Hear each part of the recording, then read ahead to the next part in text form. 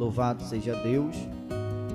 Mateus, capítulo de número 21, a partir do versículo de número 12. Mateus, capítulo de número 21, a partir do versículo de número 12. É uma palavra também que tem a visão da campanha, né? Porque a arca, ela entrou na casa de Obed-edom e ficou na casa de Obed-edom. Então nós não vamos fugir da direção do tema da campanha. Louvado seja Deus.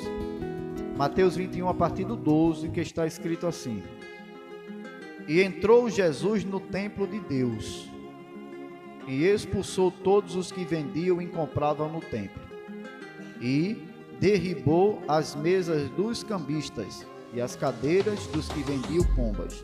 E disse-lhes: Está escrito, a minha casa será chamada casa de oração, mas vós a tendes convertido em covil de ladrões. E foram ter com ele ao templo cegos e coxos, e curou-os. Só até aqui, em nome de Jesus. Querido Deus e Pai, neste momento nós queremos te agradecer por esta noite estarmos aqui na tua presença para mais uma vez ouvir a tua palavra. Senhor, a tua palavra diz assim: aonde tiver 2 ou 3 reunidos em meu nome, aí estou eu no meio deles. Então eu creio, meu Pai, que o Senhor está no meio de nós.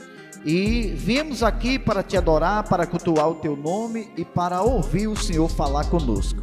Então fala conosco através da tua palavra. É tudo o que nós te pedimos e pela fé, desde já te agradecemos, em nome de Jesus. Amém. Glória a Deus. E entrou Jesus no templo. Eu quero abordar a mensagem de hoje nesse tema. E entrou Jesus. Louvado seja Deus. E eu não vou contextualizar tanto, eu quero só pregar dentro desse tema. E entrou Jesus. E quando a gente fala de entrar Jesus, aí o primeiro texto que eu quero usar é o texto que está em Mateus 8,14. Quando Jesus entrou na casa de Pedro. E Jesus entrou na casa de Pedro para crer. A Bíblia diz que quando Jesus entrou na casa de Pedro, ele viu a sogra de Pedro deitada numa cama, enferma. E a Bíblia vai dizer que essa enfermidade era uma febre muito alta. E a Bíblia diz que Jesus pegou na mão dela, e a febre a deixou, e logo levantou-se e começou a servir a Jesus. Então perceba que quando Jesus entra, ele já identifica o problema. E entrou Jesus na casa de Pedro, e viu a sogra deste acamada, enferma. Então quando Jesus entra na nossa casa, ele já identifica o problema. E quando ele identifica o problema, ele logo também já traz consigo a solução. E perceba que Jesus não precisa fazer muita coisa. Ele apenas pega, porque a Bíblia diz que ele tocou na mão da sogra de Pedro, e logo a febre a deixou. Só que a sogra de Pedro não ficou parada. Ela logo se levantou e começou a servir a Jesus. Assim vai acontecer dentro daquilo que o pastor Nilson estava dizendo aqui. Jesus está entrando nesse negócio, vai libertar, e aquele que está prostrado, cativo pelo diabo, vai se levantar e vai servir ao Senhor Jesus. Porque tudo o que Satanás quer, isso é nos ver prostrado. Tudo o que ele quer, isso é nos ver cabisbaixo, acamado, para que a gente não tenha saúde e atitude de servir a Jesus.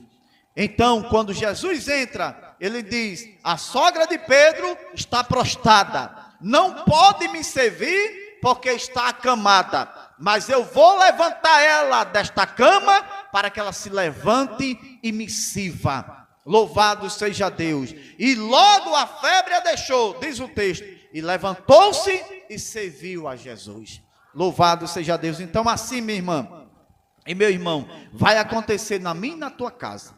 Aquilo que tiver parado, aquilo que tiver enfermo dentro da nossa casa, cativo, travado, dentro dessa campanha de Obed-edom, a presença de Deus representada pela arca, dentro da casa de Obed-edom, abençoou ele durante 3 meses, prosperou ele e toda a sua casa. E assim Jesus, que é a arca viva, está entrando na nossa casa, e o que tiver prostrado, o que tiver enfermo, cativo, parado, com o toque de Jesus, Jesus vai libertar, vai curar, vai levantar e vai servir ao Senhor. Porque a vontade de Satanás é que os nossos filhos continuem parados, é que os nossos filhos continuem escravos do pecado, escravo do inimigo, escravo das coisas mundanas.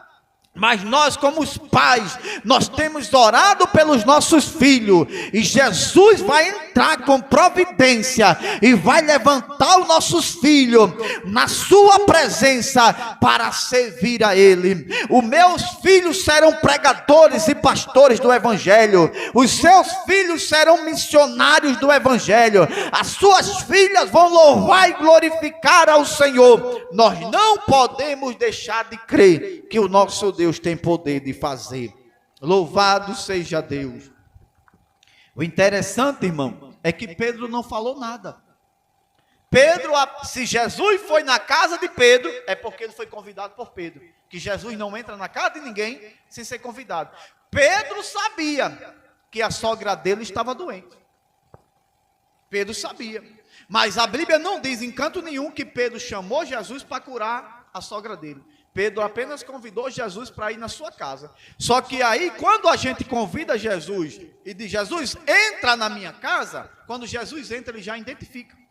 Ele já identifica onde está o problema e consigo também já traz a solução. Louvado seja Deus. Em segundo lugar, eu quero falar do Jesus que entrou na casa de Jairo. Os irmãos conhecem o texto, Mateus capítulo 9. Eu não quero nem falar da mulher do fluxo de sangue. Eu quero só falar da filha de Jairo.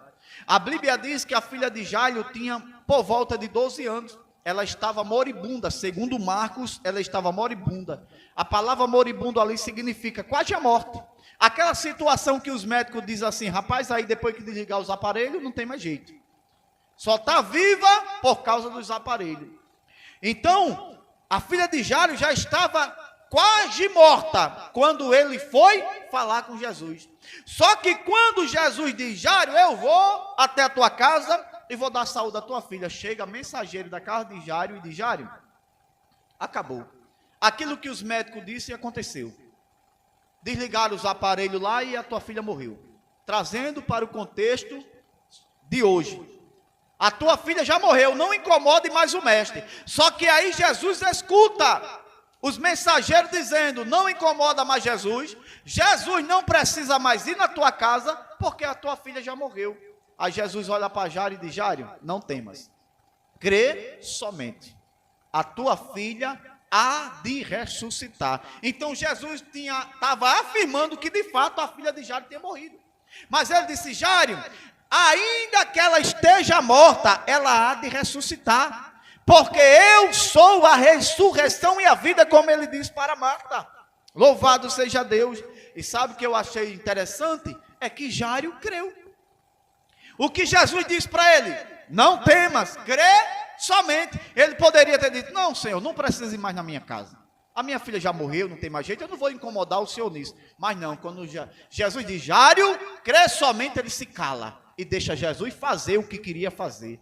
E a Bíblia vai dizer que quando Jesus chega na casa de Jairo, estava aquele alvoroço, o povo tudo alvoroçado pela morte da filha de Jairo. Jesus escolhe Pedro, Tiago e João, Jairo e a mãe da menina, e diz: o resto pode sair, porque aqui só pode ficar aqueles que crê. Quem não crê vai para fora, para não atrapalhar o milagre. Louvado seja Deus, porque a falta de fé atrapalha o milagre, pastor Nilson.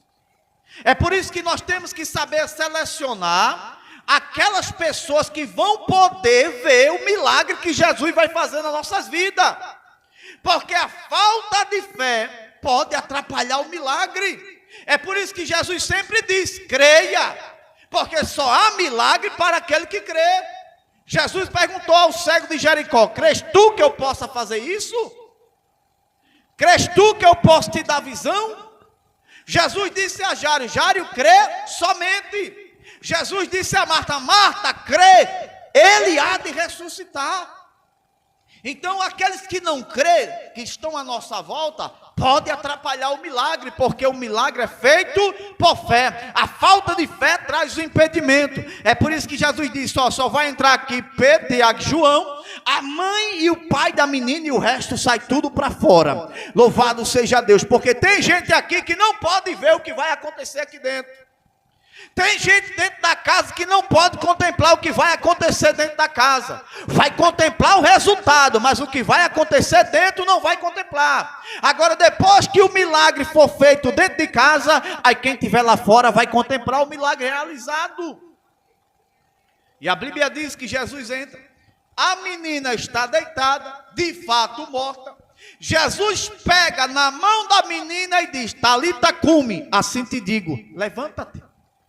E logo aquela que estava morta abriu os olhos, olhou para Jesus e começou a falar. Oh glória! Jesus entrou na casa de Pedro para curar. Jesus entrou na casa de Jário para ressuscitar. E tem gente dentro da nossa casa mortos no pecado, no delito. Mas Jesus, ele é especialista em ressuscitar quem está morto. E ele vai ressuscitar os mortos da nossa casa.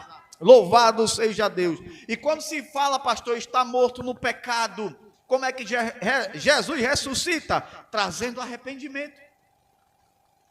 Porque o arrependimento é o instrumento da ressurreição. Uma vez que você está morto no pecado e se arrepende, você passa a ter vida. É como se você ressuscitasse. Porque se está morto e agora tem vida, então ressuscitou. Aí Jesus está dizendo: eu estou entrando para ressuscitar os mortos dentro das vossas casas. Aqueles que estão mortos no pecado e no delito, eu estou ressuscitando nesta noite. Louvado seja Deus. E em terceiro lugar, eu quero falar do Jesus que entrou na casa de Zaqueu. Vá gravando aí. Na casa de Pedro, ele entrou para curar. Na casa de Jário, para ressuscitar. E em Lucas 19, ele entrou na casa de Zaqueu. E eu, como eu falei, eu não vou me demorar, eu não estou contextualizando para não demorar. E ele entrou na casa de Zaqueu para fazer o quê? Para trazer salvação. Louvado seja Deus. A Bíblia diz que quando ele entra na casa de Zaqueu, logo há um arrependimento por parte de Zaqueu. Ele diz: Senhor, tudo que eu roubei dos pobres, eu vou restituir 4 vezes mais. Porque Zaqueu, ele era chefe dos publicanos. Então, ele comandava os cobradores de impostos. Eles roubavam, além dos impostos do povo, ainda roubava além do povo. Aí Zaqueu diz: tudo que eu tomei, literalmente ele estava dizendo, tudo que eu roubei, porque veio para minha mão de forma indigna, eu vou restituir. E digo mais, 4 vezes mais, vou pagar com juro. Quando Jesus contempla esse arrependimento, Jesus disse: hoje houve salvação nesta casa, porque este também é filho de Abraão. Então Jesus entrou na casa de Zaqueu para trazer salvação. Assim ele está entrando na minha e na tua casa para trazer salvação. Ele entrou na casa de Pedro para curar, entrou na casa de Jário para ressuscitar, e na casa de Zaqueu para salvar. Assim ele está fazendo esta noite na minha e na tua casa. Tem cura, tem ressurreição e tem salvação. Não podemos deixar de crer. Seja Deus. Então Jesus entrou na casa de Zaqueu para salvar. E pastor, em quinto lugar, é o texto que a gente leu. Se você ver aí a epígrafe, diz que Jesus purificou o templo. E entrou Jesus no templo de Deus. Para quê? Para purificar. Porque não adianta Jesus entrar e curar. Não adianta Jesus entrar e ressuscitar. Salvar é um processo. Na casa de Pedro ele entrou e curou. Na de Jário entrou e ressuscitou. Na de Zaqueu entrou e salvou. E deixar a pessoa suja. Jesus ele tem que purificar. É por isso que eu deixei a passagem aqui em questão, por último, que ele entrou no templo para purificar o templo.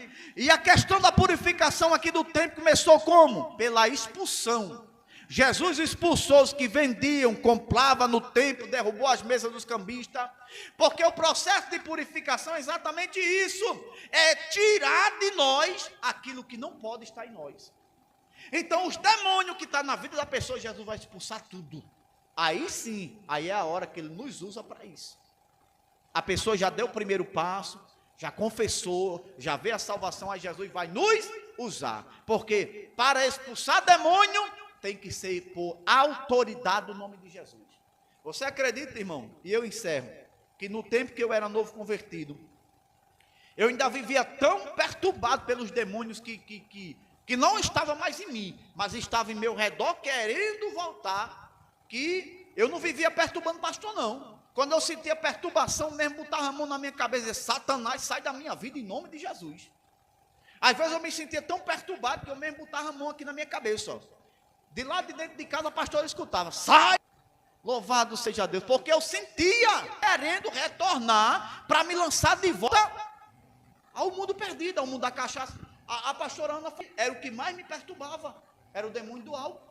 Quando eu ia no supermercado fazer compra com a pastora, eu fazia de tudo para não passar pelas prateleiras onde tinha álcool, porque os demônios me perturbavam, literalmente me perturbavam. Aí eu dizia, Satanás, tu nunca mais vai tomar cachaça através da minha boca. Aí eu a mão na minha cabeça, sai, Satanás. Eu só faltava cair, só endemoniada.